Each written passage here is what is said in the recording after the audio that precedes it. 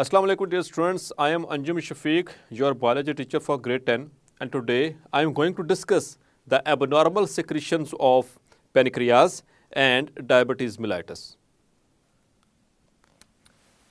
Abnormalities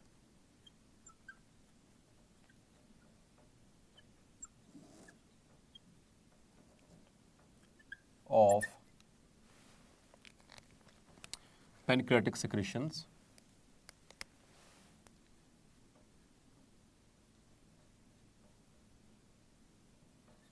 of pancreas.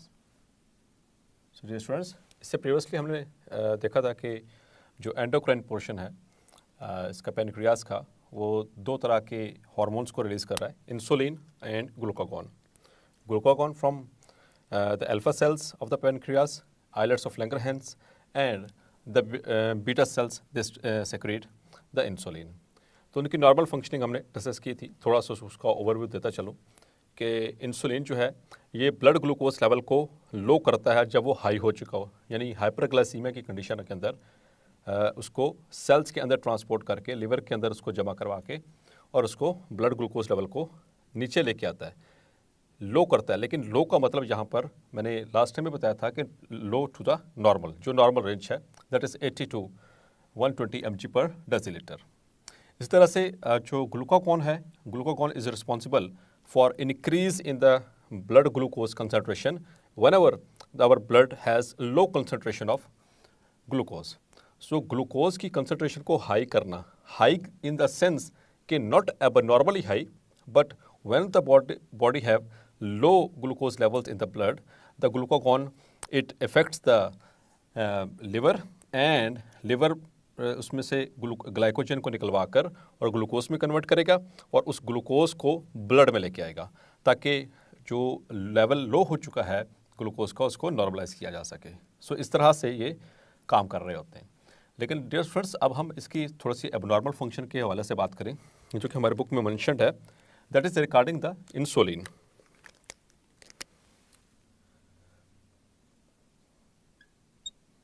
So dear students, आपको पता है कि इंसुलिन कहाँ से रिलीज हो रहा है, हम पहले डिस्कस कर चुके हैं, ये MCQ में भी आ सकता है. So insulin, it is released from the beta cells. Beta cells of islets of Langerhans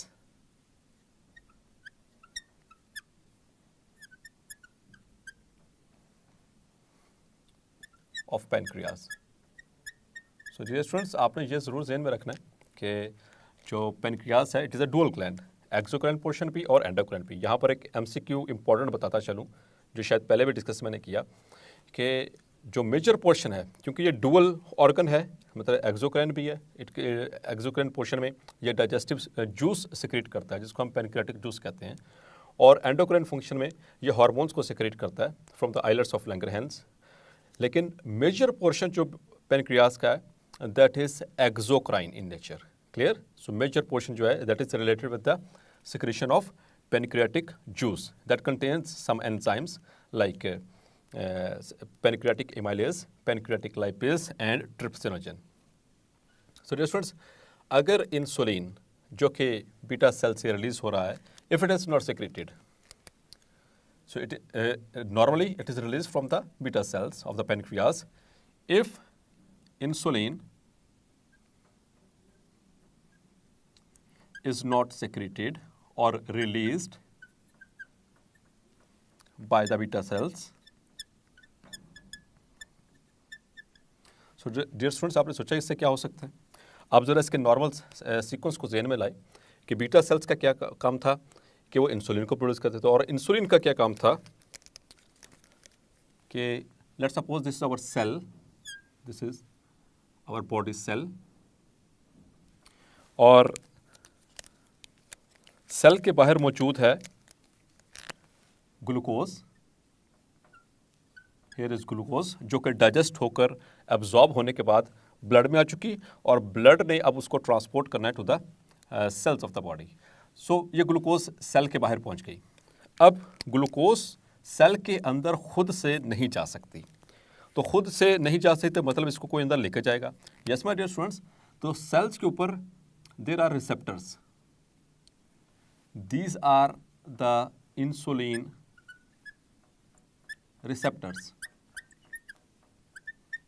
these are insulin receptors. तो नॉर्मली क्या होता है कि इंसुलिन जो है वो यहाँ पर अपने से रिसेप्टर के ऊपर आकर बाइंड करेगी। This is insulin. जैसे यहाँ पर बाइंड करेगी तो जो सेल्स होते हैं उनके अंदर होते हैं protein channels. The protein channels they get open. जब वो ओपन हो जाएंगे, now the glucose will be transported inside the cell. So this is glucose molecules. तो अंदर लेके जाना। दूसरे लफ्ज़ों में हम ये भी कह सकते हैं कि insulin it is glucose transporter. It is glucose transporter. अगर इंसुलिन ना हो तो ग्लूकोज बाहर रह जाएगी, सेल के बाहर ही पड़ी रहेगी, सेल के अंदर नहीं आ सकेगी। तो सेल के अंदर अगर ग्लूकोज ना आ सके तो इसकी ऑक्सीडेशन भी नहीं हो सकती, क्योंकि ऑक्सीडेशन कहाँ पर होनी है? सेल के अंदर, क्योंकि ऑक्सीजन कहाँ पर मौजूद है? It will be transported inside the cell. तो वहाँ पर साइटोप्लाज्म के अंदर जो ये सारा प्रोसेस होने वाला है, जो आपने पिछले लेक्चर्स के अंदर भी देखा और इसके अलावा आपने प्रीवियस ग्रेड में भी पढ़ा था कि किस तरह से ग्लूकोज जो है वो ऑक्सीडाइज होती है, तो उसी से फिर हमें एनर्जी मिलनी है। लेकिन यहाँ पर ये नॉर्मल फिनोमेना, लेट्स सपोज कि इंसुलिन यहाँ पर अटैच नहीं हो पाती,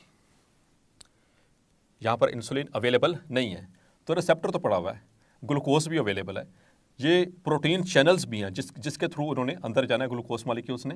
तो यहाँ पर ये चैनल्स ओपन ही नहीं होंगे, क्योंकि इनको ओपन करने के लिए क्या था? इंसुलिन। क्योंकि इंसुलिन रिसेप्टर पर अटैच होना है तो ये प्रोटीन चैनल खुलेंगे, तो तब ग्लूकोज जो है अंदर ट्रांसपोर्ट कर दी जाएगी to the cell. But unfortunately in the diabetic patients, जो शुगर के मरीज होते हैं, उनके अंदर इंसुलिन ना होने की वजह से क्या होता है कि ये रिसेप्टर ऐसे पड़ा रहेगा, ग्लूकोज भी वो खा तो रहे हैं, खा भी रहे हैं, उससे जो स्टार्च खा रहे हैं, जो कार्बोहाइड्रेट्स खा रहे हैं, ultimately they are converted into glucose, तो उनके ब्लड में भी चलेगी। लेकिन उसका खाए पिए का तब फ़ायदा होना है कि जब ग्लूकोज सेल के अंदर जाएगी और सेल के अंदर वो ऑक्सीडाइज होगी और फिर वहाँ से आफ्टर ऑक्सीडेशन उससे एटीपी हासिल होने वाली है। But in case of the deficiency of insulin, के इंसुलिन नहीं है, तो क्या होगा? ग्लूकोज ब्लड में रहेगी, it remains outside the cell, वो सेल के अंदर नहीं आ पाएगी। तो जब ब्लड के अंदर ग्लूकोज रहेगी, सेल के अंदर नहीं आ पाएगी, so there develops an abnormal condition which is called as hyperglycemia. It leads to hyperglycemia. Hyper means increased. Glyce is here for the glucose and emia is for blood, which means increased levels of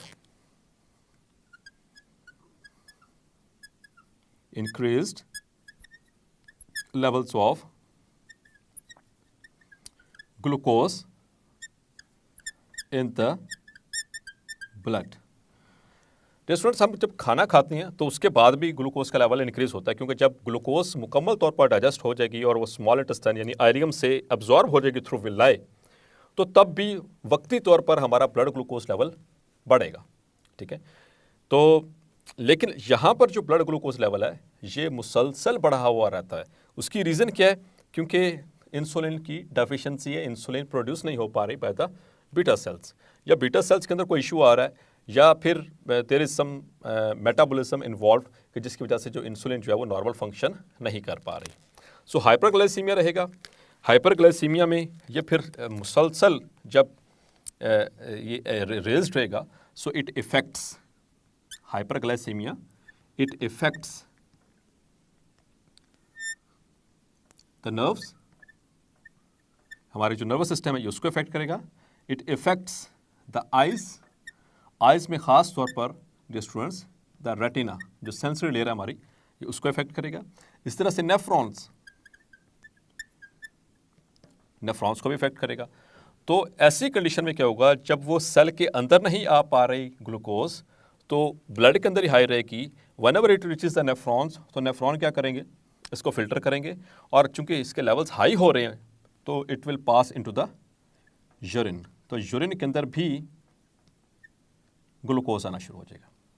so that is abnormal situation, that is not normal situation. So that is, इस condition को अगर कुछ अरसा persist कर जाए, so that very term और that very condition is called as diabetes mellitus. So dear students, आपने याद रखना है क्योंकि हम पहले पढ़ भी चुके हैं, diabetes it is of two types. एक तो है डायबिटीज मिलाइटस, और एक ज़रा याद करें, इससे पहले भी हमने एक डायबिटीज़ पढ़ी है। यस माय डियर स्टूडेंट्स, कहाँ पर पढ़ी है आपने? Yes, we have gone through in the posterior pituitary.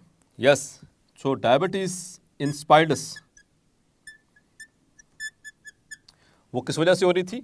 That was due to deficiency of ADH, the antidiuretic hormone. It is not produced, तो इस वजह से क्या होगा? Large volumes of dilute urine is formed. बार बार पेशाब आएगा जो कि डाइल्यूट होगा, क्योंकि ये एंटी डायूरेटिक हार्मोन का काम था कि उसमें से वाटर को रीअब्जॉर्ब करवाना। लेकिन इन द डेफिशिएंसी और in the absence of this hormone, anti diuretic hormone, और जिसको हमने वेजोप्रेसिन भी कहा था, सो इसकी डेफिशिएंसी की होने की वजह से जो वाटर की जो एब्जॉर्बेंस है वो रुक जाएगी, तो उससे वो यूरिन का हिस्सा ही बनता रहेगा। सो that is diabetes insipidus. But we are talking about diabetes mellitus that is concerned with the pancreas.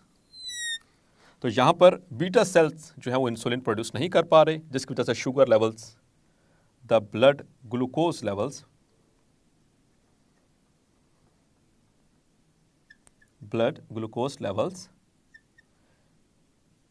Remain high.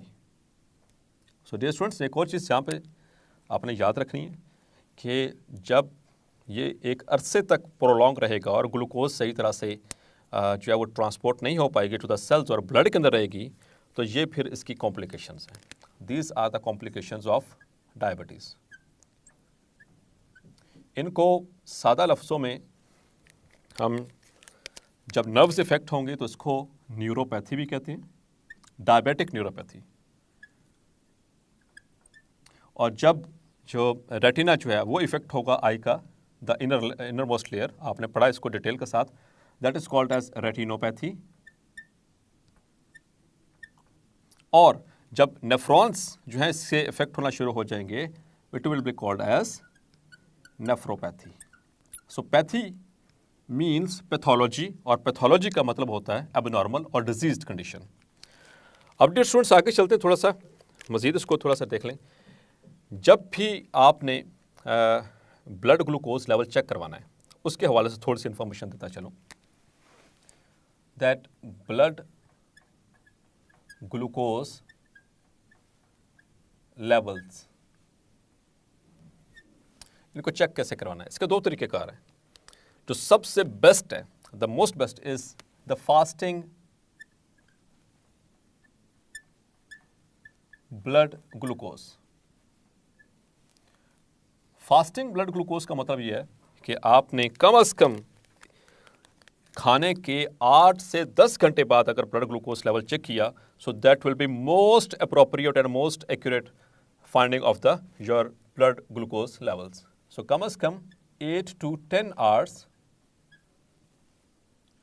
of fast, and after that when you will go for the blood glucose levels, ये आपको एक सही picture बताएगा। जब हम fasting blood glucose levels check करते हैं तो उसमें मैं आपको कुछ बता देता हूँ कि इसमें क्या नॉर्मल रीडिंग्स आएंगी और कौन सी रीडिंग आएगी, तो हमें उस पर कॉन्शियस होना पड़ेगा, और कौन सी रीडिंग कंफर्म है कि द पर्सन ही और she is diabetic. If the fasting blood glucose level is between 70 to 99 mg, यानी कि मिलीग्राम पर 100 ml, अगर आपने 8 से 10 घंटे का वक्फा किया और उसमें कुछ खाया पिया नहीं, और फिर जैसे 8 से 10 घंटे गुजरे बग़ैर कुछ खाए मज़ीद आपने जाकर ब्लड ग्लूकोज लेवल को चेक करवाया, so if it is between 70 to 99 milligrams per 100 ml, so it is normal. Yes my dear students, it is normal, ये आपका नॉर्मल है, आपको परेशान होने की कोई ज़रूरत नहीं है। लेकिन let's suppose if it is between 100 to 125 mg per 100 ml, so that is alarming situation. फिर आपको सोचना पड़ेगा, आपको दोबारा से देखना पड़ेगा, इसको दोबारा से टेस्ट करवाना पड़ेगा आफ्टर फास्टिंग, एक दो दफ़ा चेक करें। सो it is pre diabetic level, it is pre diabetic level, यानी अभी डायबिटीज़ हुई नहीं है, लेकिन अगर आपने कंट्रोल ना किया so it may lead two diabetes, यानी कि शुगर हो सकती है। इसी तरह से अगर फास्टिंग ब्लड ग्लूकोज आपने चेक करवाया और उसमें जो रीडिंग्स आ रही हैं दे आर 126 और above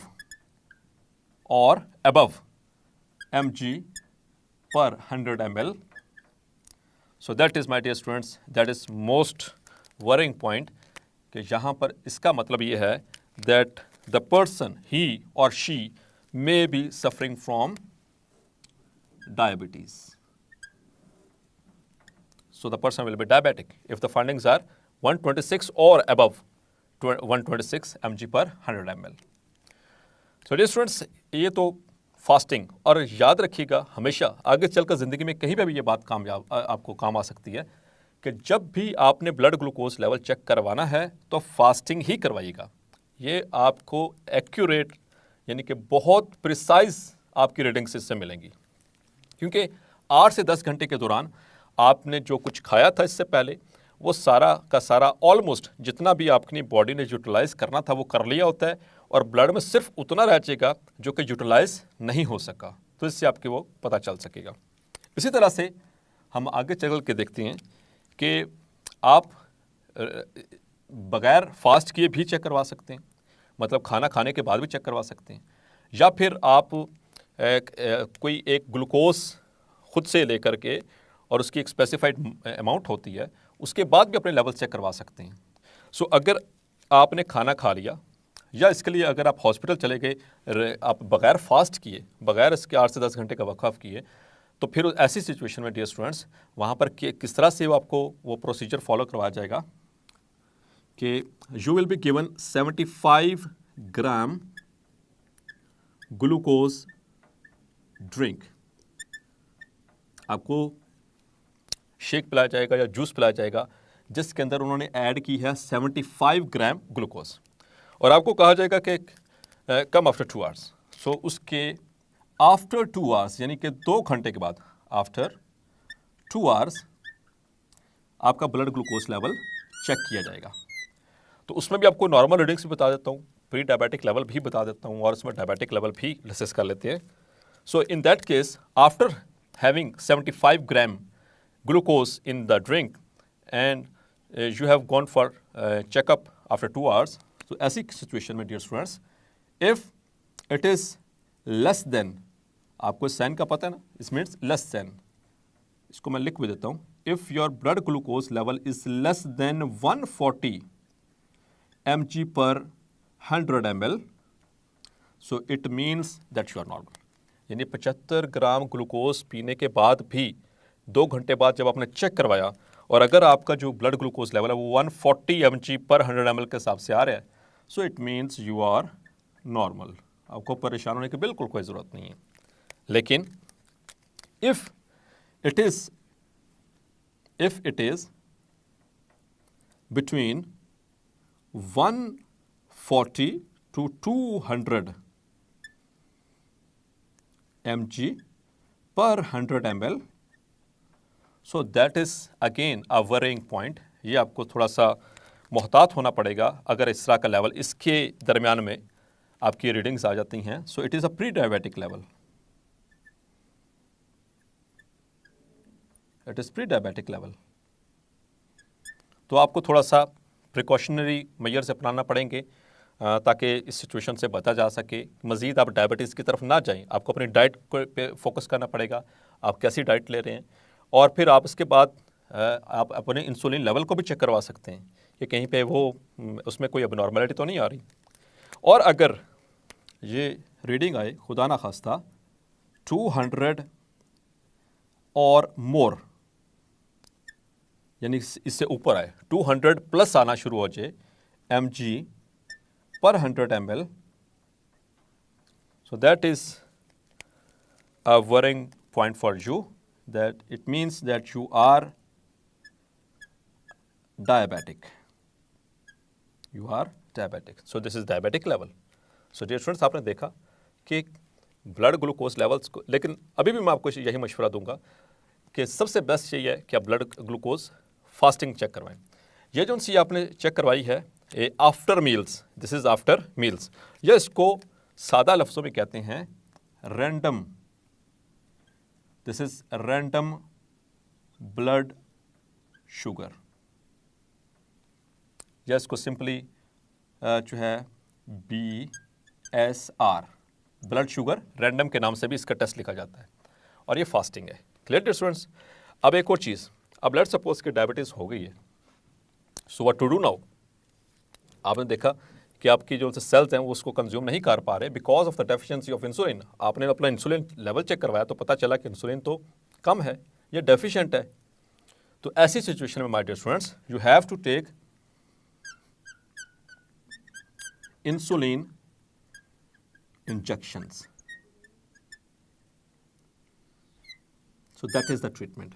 क्योंकि एक जो चीज़ आपकी बॉडी प्रोड्यूस कर ही नहीं पा रही, so you have to take it from the outside, exogenous insulin आपको लेनी पड़ेगी। आपको एक इन्फॉर्मेशन देता चलूँ, शुरू में ये मुख्तलिफ तरह के जो एनिमल्स होते थे, ख़ासतौर पर कैटल्स, उनसे एक्सट्रैक्ट किया जाता था इंसुलिन को और वो लगाई जाती थी डायबिटिक पेशेंट्स को।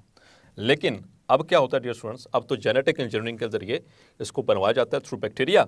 इंशाल्लाह जो लास्ट चैप्टर्स हैं उसमें जेनेटिक इंजीनियरिंग में इसको डिटेल से डिस्कस भी करेंगे, किस तरह से बैक्टीरिया या जो दूसरे माइक्रो ऑर्गेनिज्म हैं उनको इस्तेमाल करके इंसुलिन बनवाई जाती है।